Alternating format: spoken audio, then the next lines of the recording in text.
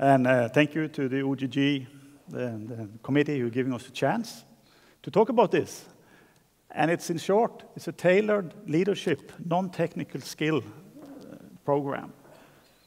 I'm a Norwegian, but I have to tell one quick story. When I came to DEA, when I worked in Denmark in 2002, we were doing the Cecilia drilling. And when I met up at the DEA office, they said, "Oh gosh, another Norwegian cowboy." So, but we got fine. Well, we got through it, but I was called a cowboy. We're going to do this in 30 minutes. It's two of us. We're going to try to do a why, what, how, and next. And it's going to be kind of a peak show to the program because it's going to be short. So, of course, everybody is welcome to ask questions. Let's get started. I'm going to do the why, and why me? It's not because I'm pretty, that's okay. But it's most likely because I've been operation manager for Dongno for the last 3 years. And it's during these 3 years we've actually been focusing on the personal changes and the needs for change, and stepwise come into the program we're now going to present to you. In total, I've been in Dong for 6 years, but the last 3 years as an operation. A question or a statement. We have ours, others have theirs.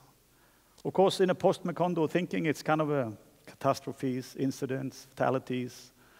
But I'm not going to talk about post-Macondo issues. I'm going to talk about those issues we have seen important for our training program, the non-technical skills training program.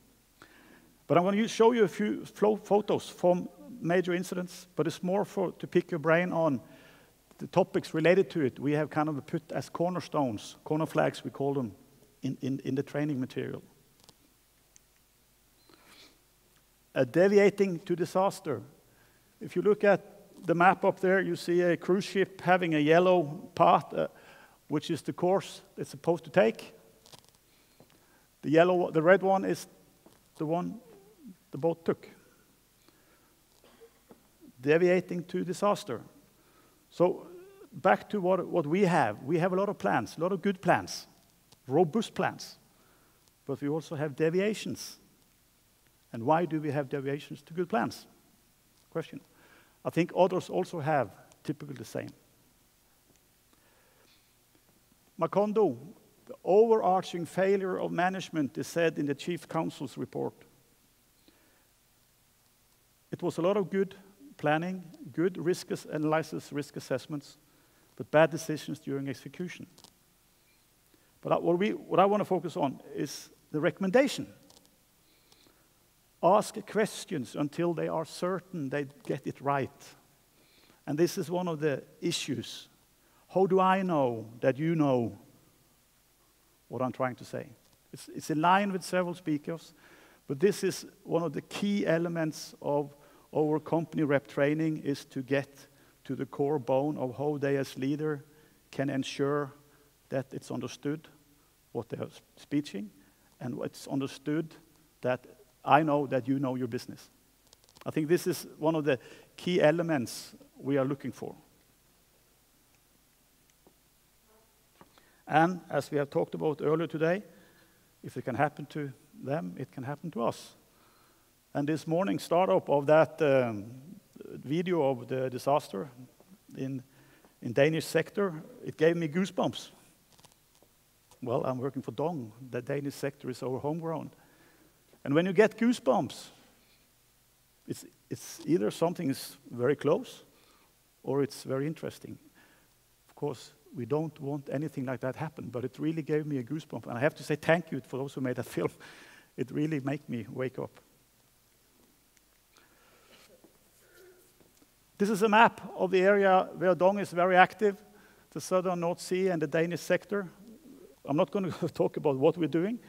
I'm just going to have this up here when I'm talking about what we've done the last 3 years. In 2009, we decided that we need a change in training of our technical leaders. In 2010, we managed to write a book called Ground Rules. I think that book has actually been shown to this audience on a previous conference.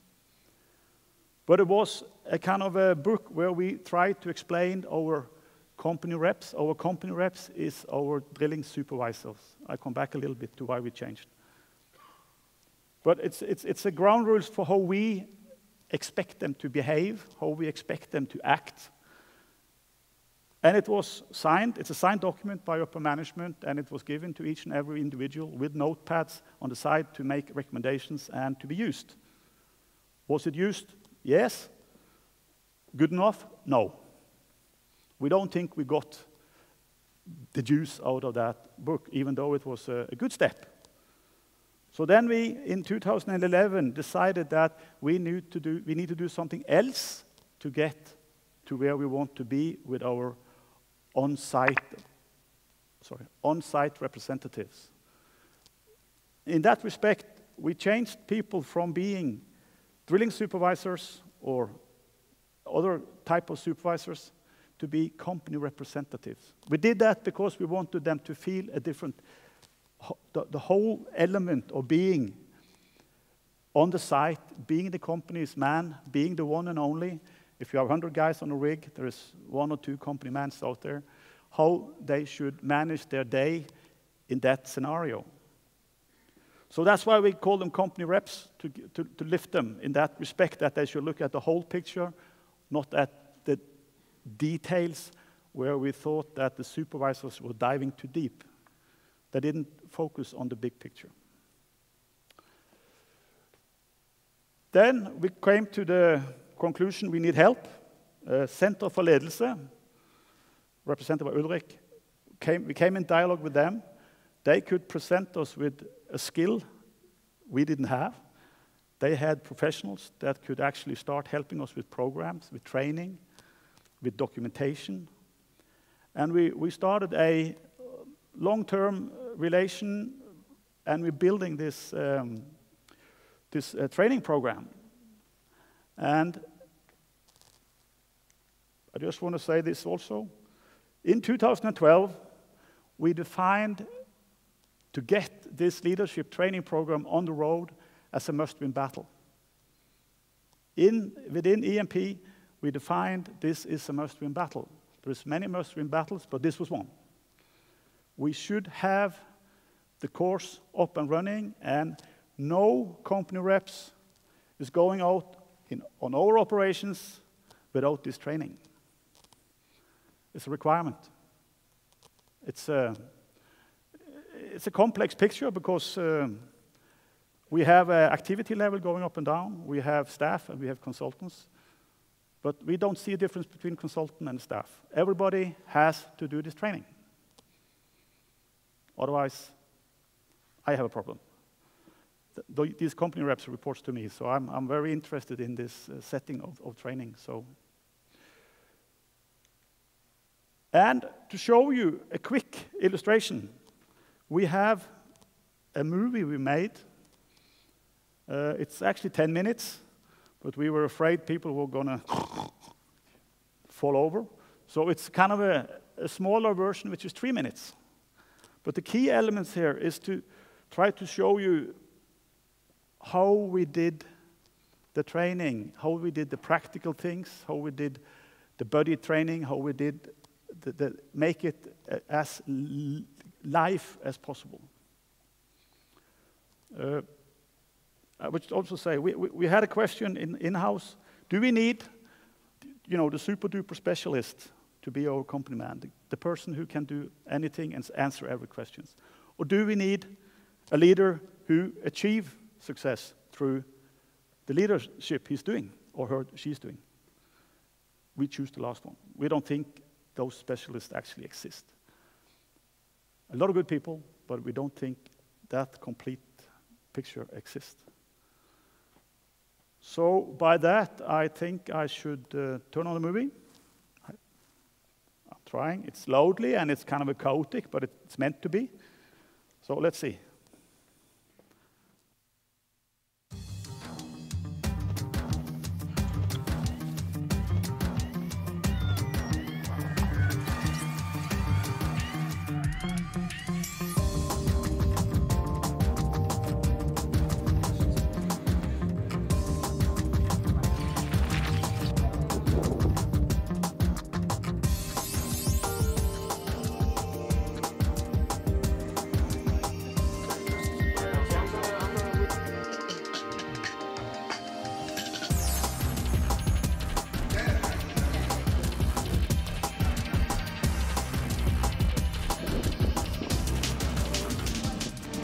as I can trust you.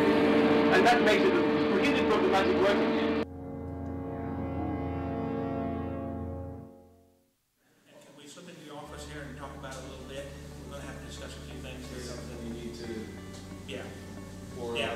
No, me and you discuss it, and we can take it from there. And then we'll see what our options are. How serious is it? It's serious enough. Okay. It's serious enough. Otherwise, we wouldn't call you in, I think.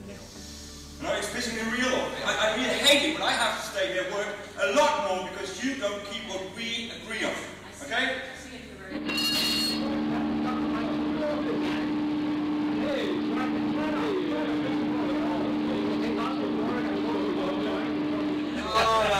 Okay, this is the problem for me. If they don't recognize it themselves, Yeah. then And that's why it's so important for you to change the environment. Okay? And that's what you did.